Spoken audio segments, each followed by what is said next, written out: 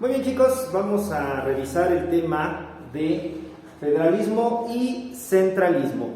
Ya habíamos hecho una revisión pasada sobre lo que había ocurrido desde los primeros años del México independiente.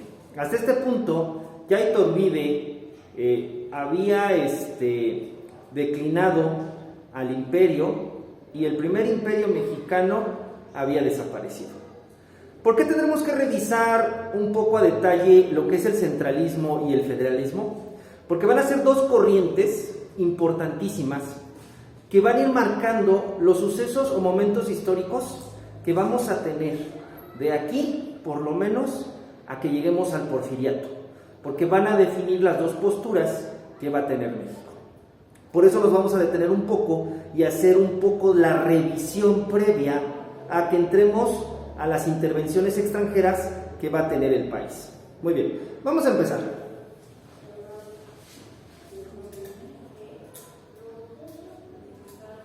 Bien, recuerden que al terminar la lucha de independencia, México tenía dos desafíos. El primero era fundar un sistema de gobierno propio. El otro, hacer leyes para ese nuevo país que se acababa de conformar, ¿sí? Esto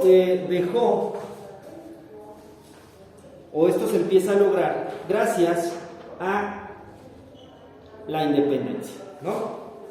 La consumación de la independencia la vamos a ver como un acuerdo entre distintos bloques sociales y políticos, ¿sí? Estos bloques sociales y políticos van a ponerse de acuerdo para que tras 11 años de lucha se defina este proceso y se pueda iniciar con un nuevo México independiente. Recordemos algo, la idea de la independencia como tal, ¿sí?, no se figuraba en el sentido estricto de ser un país soberano. Como existían bloques que querían un gobierno monárquico, ¿sí?, aún pretendían que alguien, algún príncipe español, viniera y gobernara el país. Esto daba una cierta sensación de seguir ligado, ¿sí?, a la península ibérica, a España, pero con cierta autonomía para tomar decisiones de este lado del charco, ¿sí? Muy bien, aquí es donde van a entrar dos personajes. Sí se ponen de acuerdo estos bloques, pero vamos a tener a Agustín de Iturbide y a Vicente Guerrero como, ¿sí?, los principales actores de este proceso. De ahí que tengamos ese romance entre ellos dos en el sentido histórico, ya que al escribirse cartas se ponen de acuerdo y logran estos acuerdos. ¿Dónde queda plasmado esto? Bueno, queda plasmado en el Plan de Iguala. El Plan de Iguala va a tener como eje rector o eje medular las tres garantías, que tenían que ver con la religión, la independencia, ¿sí?, y el acuerdo o la conjunción de que todos ya iban a ser, ¿sí?, independientes. Muy bien.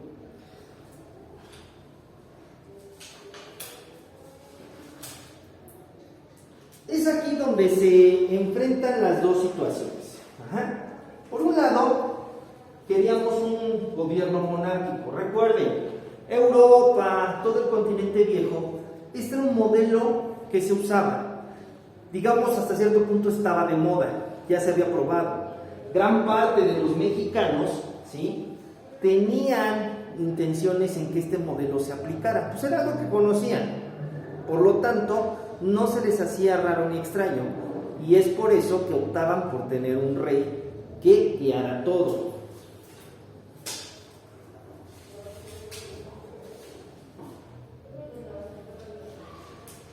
¿Sí? Este grupo, pues al final de cuentas, se sentía agrado por la idea de un imperio. Este primer grupo se le va a conocer como los monarquistas o monárquicos, porque al final de cuentas buscaban tener un rey, ¿sí? ¿Por qué lo menciono? Porque van a ser los antecedentes de estos dos grupos que estamos revisando, centralistas y federales.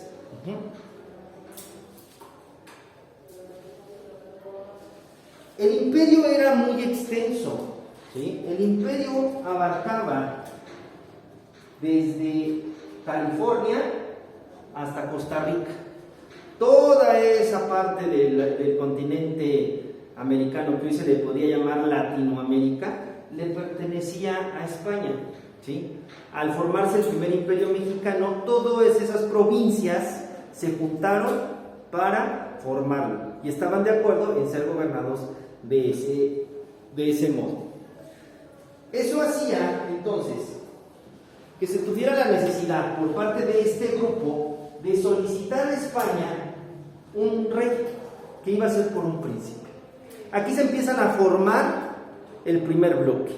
Se le va a conocer primero como conservador o grupo monárquico. Posteriormente, como ustedes recuerdan, ¿sí?, España declina la intención, ¿sí?, de enviar a alguien. Por lo tanto, el Congreso tiene que tomar una decisión. El Congreso del mexicano dice: Agustín de Iturbide va a ser quien va a tomar ese papel y por lo tanto va a ser el primer emperador mexicano. Esto, en vez de traer contentos a estos grupos y unir a dos bloques, generó más conflictos que beneficios. ¿Por qué? Porque Iturbide llegó con unas ideas en las cuales, ¿sí?, quería un poder absoluto. Al no tener el acuerdo del Congreso, él lo disuelve. Pide préstamos, genera impuestos y el país seguía en completa crisis. Esto lo llevó a que el otro grupo, ¿sí?, presentara, después del derrocamiento de Iturbide, la primera República Federal, ¿sí? Esto fue gracias a la Constitución de 1824. Esa va a ser nuestra primera Carta Magna, ¿sí?, que va a tener nuestro país. Recuerden, la Carta Magna es una constitución donde están concentradas las leyes, derechos y obligaciones que tenemos todos los que conformamos ese país. Nuestra primera constitución, ¿sí?, federal, va a ser de 1824. Ya teníamos una anterior, la que había hecho Morelos con la Junta Congresista, pero pues esta quedó como una base para esta nueva Constitución Federal, que ya era en un México independiente. Recuerden que la de Morelos estaba hecha durante el conflicto para buscar esa independencia. Esto hacía que cambiara totalmente la visión de un imperio a una república federal. Lo más notorio que vamos a encontrar en una federación es que va a haber una división de poderes. Vamos a tener el poder ejecutivo, legislativo y judicial, ¿sí? Los cambios más notorios van a ser los siguientes. Primero, las provincias que se tenían en este sistema monárquico cambian a estados. Los estados van a tener un propio gobierno, un propio congreso y su propia constitución. Eso les da facultades de tomar decisiones de su organización interna, ¿sí? Es como ahora lo vemos. Actualmente, por ejemplo, aquí en la Ciudad de México tenemos a la jefa de gobierno, tiene su propio congreso, o sea, su Cámara de Diputados, ¿sí?, y ya crearon una constitución. Eso le da una visión de entidad. En el Estado de México, que ya tiene más años, ¿sí?, hay el gobernador, tenemos a nuestros congresistas, y al igual hay una constitución que rige ese territorio. Le da cierta autonomía, pero al final las leyes federales, es decir, la Constitución de 1917 que rige a todo el país, es suprema ante las otras, ¿sí? Esto hace que se distribuya el poder, buscando de alguna manera que sea más equitativo. Por eso se buscaba este sistema. Acuérdense que la influencia va a venir de Francia, pero sobre todo de Estados Unidos. ¿Por qué? Porque ellos tenían ya un sistema en este sentido, demócrata o federal. Por lo tanto, pues estábamos imitando un poco este modelo, adaptándolo a las necesidades que teníamos en ese momento histórico, ¿sí? Bien, esta constitución, nos trae a nuestro primer presidente, recuerden, a Guadalupe Victoria, que recuerden no era su nombre original, pero lo pone en este sentido para hacerse más notorio. Fue nuestro primer iniciador del marketing. Se pone Guadalupe por la Virgen de Guadalupe y Victoria porque se había consumado la victoria, ¿sí? Posteriormente, el segundo presidente que llega, ¿sí?, va a ser Vicente Guerrero. Vicente Guerrero en 1829 ocupa el lugar de Guadalupe Victoria, ¿sí? Pero esto trajo momentos de tensión. ¿Por qué?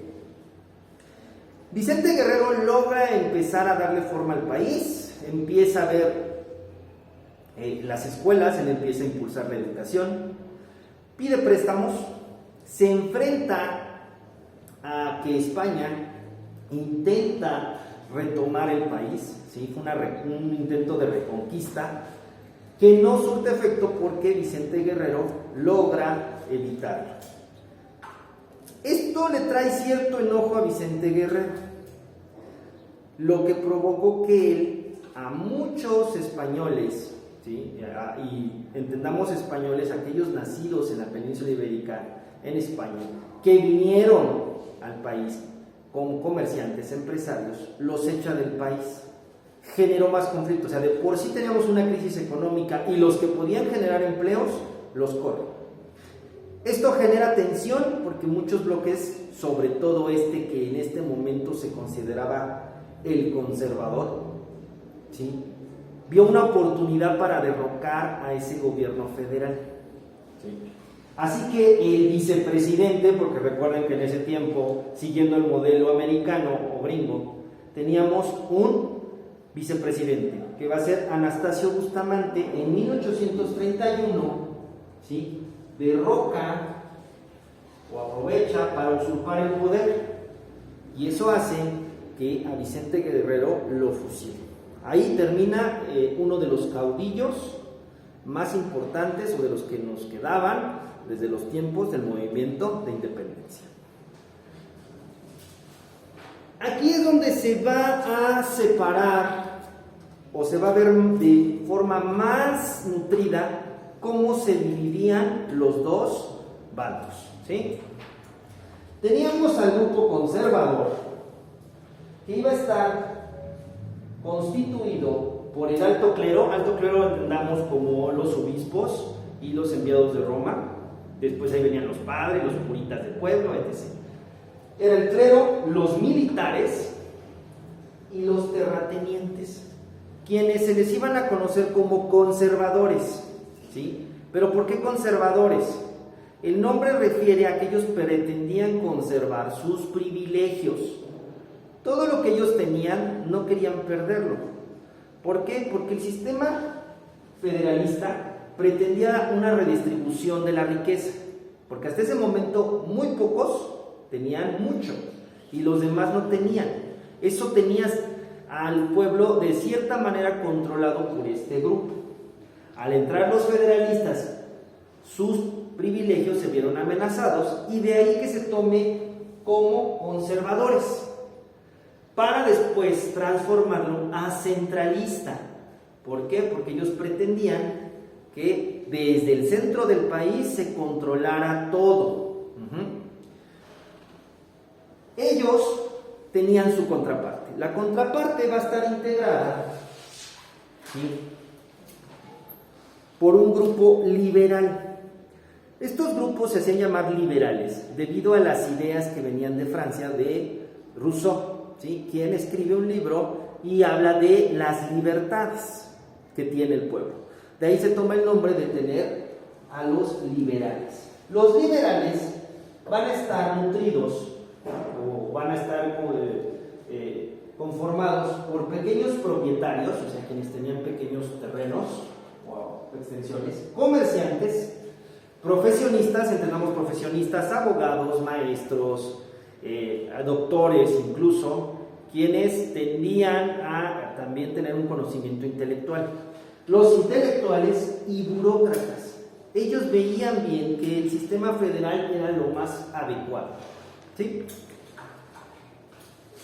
Entonces, en ese sentido, podríamos hablar que era donde empezó el lucharán de 2 a 3 caídas sin límite de tiempo. Y vamos a tener máscara contra cabellera. ¿Por qué? Porque aquí iba a haber confrontaciones, ¿sí?, fuertes entre ambos sectores por obtener el control. Después de Bustamante, íbamos a tener un periodo de mucha inestabilidad. Tendríamos presidentes que incluso duraban hasta 45 minutos. Si tú tenías un grupo y estaba bien armado, podías ir y hacer un golpe de estado y quedarte con el poder, hasta que alguien más llegara y te pudiera derrocar. Entonces el poder fue pasando de uno a otro. Pero ustedes dirán, ¿y el país, papá? ¿Dónde estaba el país en todo este relajo? Bueno,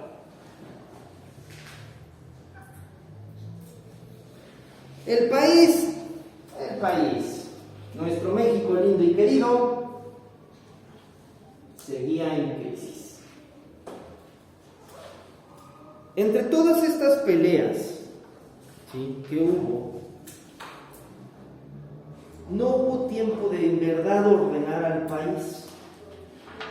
El desempleo, la inseguridad, el analfabetismo, que es que la gran población no sabía leer, escribir ni hacer cuentas muy básicas, se estaba acentuando.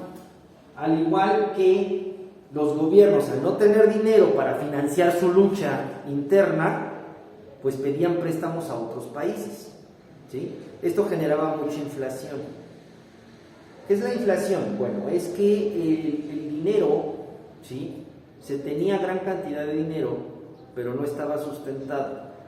Es decir, si un pan valía en algún punto 2 pesos, con todos los préstamos y las deudas que se tenían, se elevaban los impuestos, haciéndolo que en vez de valer 2 pesos, ¿sí?, con la ganancia del panadero, podría subir a 5 o 6 pesos. ¿Sí? ¿Por qué? Porque todo se iba a impuestos. Los gobiernos, tanto centralistas como federales, tenían que estarle pagando los préstamos que pidieron a países como Inglaterra, que fue el principal prestamista que tuvimos, y Francia. Por eso la situación, recordarán ustedes, de la guerra de los pasteles, ¿sí?, donde el pretexto fue que la cafetería de este francés, durante una de las disputas de estos grupos, se vio afectada. Fue un buen pretexto porque Francia tenía acuerdos con los centralistas para poder tomar el control del país. A ellos les convenía bastante. Por eso intentaron de alguna manera ayudarles, metiendo presión y trayendo a toda su armada a bombardear Veracruz. Afortunadamente, o políticamente, encontraron un modo, por medio de la diplomacia, de llegar a acuerdos. Eso, digamos que limitó la primera intervención francesa, pero las disputas y las crisis seguían, ¿sí? ¿Por qué? Porque el país no tenía ni cómo producir. Los campesinos, en su gran mayoría, producían alimento, pero para su propio consumo, es decir, su maíz era para ellos, para su familia. No quedaba un excedente que pudieran vender. Al vender algo, ese dinero empieza a circular entre impuestos y entre que se compran otros productos que tú necesitas, genera la economía. Algo que ni estos se estaban preocupando, porque su principal interés era mantener el control sobre el gobierno, y se les estaba olvidando. Como estos dos bloques, digamos que en cierta manera estaban privilegiados económicamente, no tenían esta situación. Por lo tanto, se dedicaban de lleno a sus peleas intelectuales, mientras que la gran mayoría de la población pues estaba viviendo una crisis tremenda. Aquí vuelve a aparecer nuestro rockstar favorito, ¿no? Antonio López de Santana. Recordarán que Antonio López de Santana fue de los principales que promocionaron el que a Iturbide le dieran las gracias y lo mandaran a Europa. Santana se la vivió como un liberal por algún tiempo, beneficiándose de esa situación, siendo congresista, pero su mayor interés era ser quien gobernara México, y no como un presidente que nada más estuviera 4 años y se retirara. Tenía mayores intenciones. Como estas intenciones se le habían notado y las había dejado ver el grupo federalista o de los liberales, pues lo hacen a un lado. Tenía cierta fama Santana, era muy conocido como militar, y la verdad que como militar en ese tiempo era un buen estratega. Había defendido bien ciertas posiciones cuando la primera intervención francesa y otras que se dieron a lo largo con España también, porque no fue la única vez que intentaron reconquistar el territorio.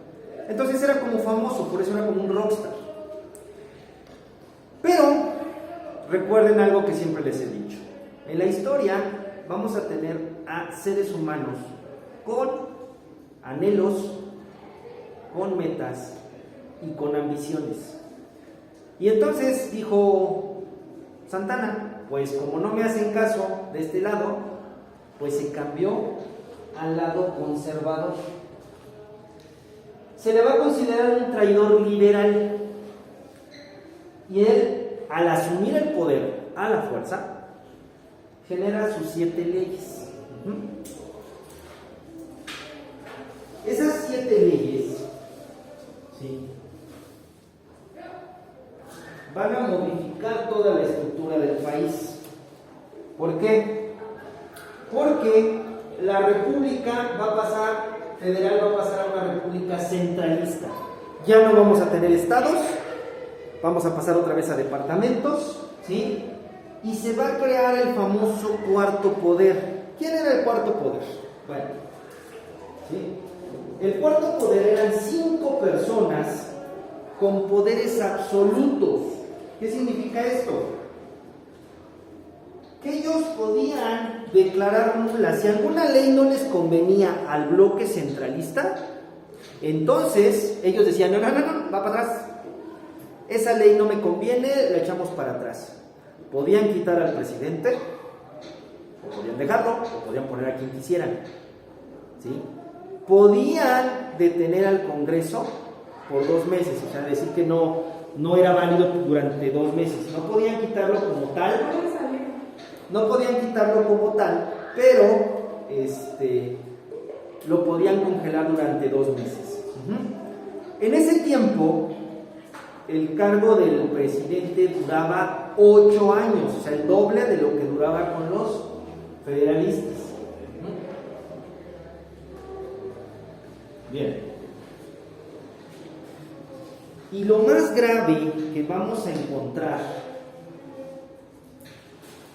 va a ser que Antonio López de Santana va a limitar las libertades personales, ¿sí?